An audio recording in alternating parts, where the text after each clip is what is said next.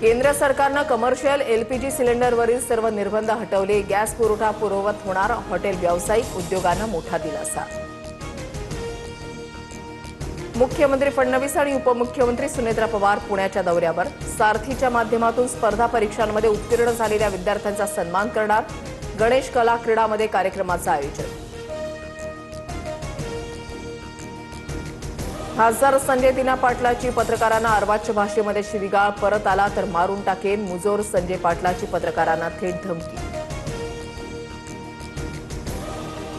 संजय दिना पाटलानं उपमुख्यमंत्री एकनाथ शिंदेंची भेट घेतली। शिंदेंकडून संजय पाटलाला समज, सूत्रांची माहिती, तर संजय पाटलाकडून शिंदेंसमोर दिलगिरी व्यक्त।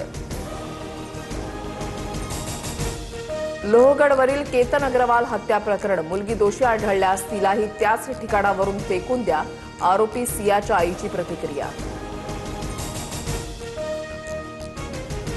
तो अजून जिवंत आहे का? ताब्यात घेताच आरोपीकडून पोलिसांना विचारणा। पश्चिम रेल्वेमधील हत्या प्रकरणात धक्कादायक माहिती समोर। आरोपी रोशन सुवर्णा बसने कर्नाटकमध्ये पळून जाण्याच्या तयारीत होता। मध्य रेल्वेवर अतिरिक्त 12 नव्या एसी लोकल फेऱ्या धावणार। प्रवाशांचा वाढता प्रतिसाद पाहता निर्णय। एकूण एसी फेऱ्यांची संख्या आता 120 होणार। आषाढी वारीनिमित्त वारकऱ्यांसाठी यंदा 54 विशेष रेल्वे गाड्या। वारकऱ्यांची गर्दी लक्षात घेऊन मध्य रेल्वेकडून नियोजन। नागपूर, अमरावती, लातूर, कोल्हापूर, पुणे मार्गांवर विशेष शुल्कासह गाड्या धावणार।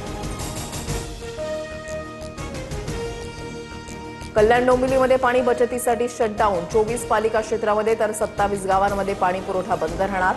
नागरिकांना पाणी जपून वापरण्याचं प्रशासनाकडून आवाहन। नागपुरात 50हून अधिक पानटपरी आणि दुकानांवर एफडीएचे छापे। खर्रा बनवण्याचं साहित्य आणि सुगंधी तंबाखू जप्त। गुन्हा दाखल, मकोका लागण्याची शक्यता।